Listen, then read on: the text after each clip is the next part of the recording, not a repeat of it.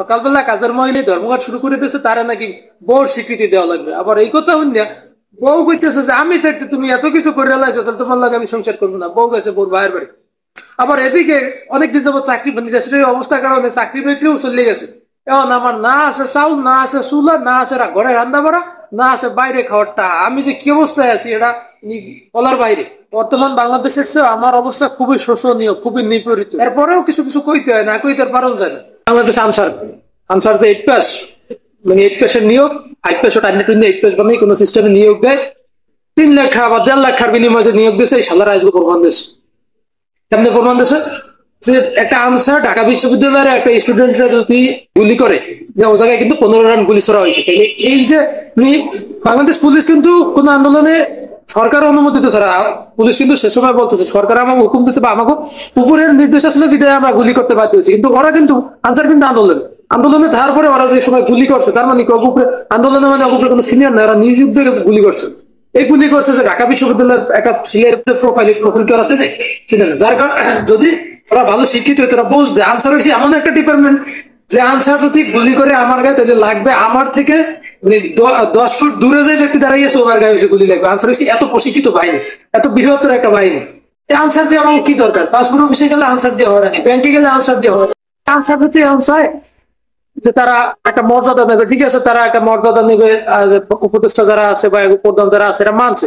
একদম আন্দোলনকারী দিয়ে 10 জনের একটা টিম বানাইয়া এরা আলোচনা করছে, আলোচনা করে একটা সমাধানে গেছে। কিন্তু এই 10 জন যে সময় বাইরে বেরোইছে, বাইরে বেরোইয়া আলোচনা শুরু মানে এর মধ্যে বলছে যে আমরা এই সিদ্ধান্ত নিয়েছি, ওই সময় এরা বিরোধ দেখাইছে যে না, আমরা এই আন্দোলন মানি না, মানে আমরা তোমাকে দাবি মানি না। এসে একদিন পেলে বড় মেয়ে বাড়াইছো কি? মানে বাড়ির বড় ভাই যদি তোরা মানে বড় ভাইরা যদি কোনো জায়গায় সিদ্ধান্ত নিতে পারো, এবার বড় ভাই সিদ্ধান্ত নেওয়ার পরে যদি বলো ঝামেলা হয় যে না ভাই তোমার সিদ্ধান্ত মানি না, তাহলে বড় ভাই তোরা বাড়াইছো কিন্তু তোরাই সব। এই যে গুলি ছড়াছড়ি, এই মারামারি, এই সেই আনসার বাহিনী বাদ দেওয়া উচিত। কারণ আনসার বাহিনী কোনো কাজে লাগে না।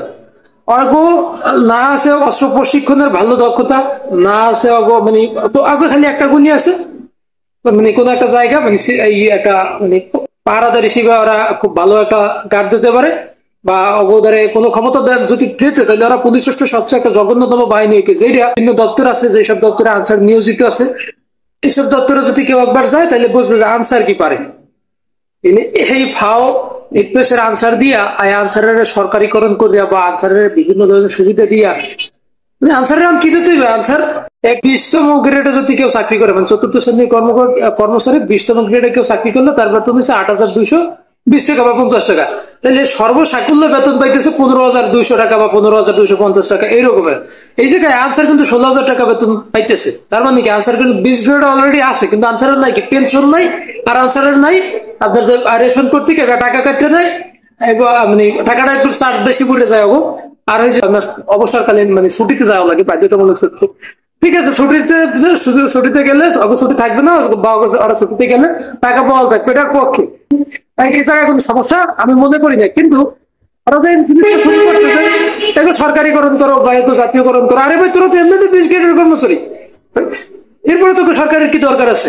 আবার যদি মানে পাক্ষিকভাবে চিন্তা করা যায়, পেনশনের একটা সিস্টেম নিয়ে রয়ে গেছে। তো এই পেনশন যদি তো রাখতে হয়, কারণ বাংলাদেশ সরকার মানে সাবেক সরকার কিন্তু পেনশন স্কিম উঠাই দিয়েছে।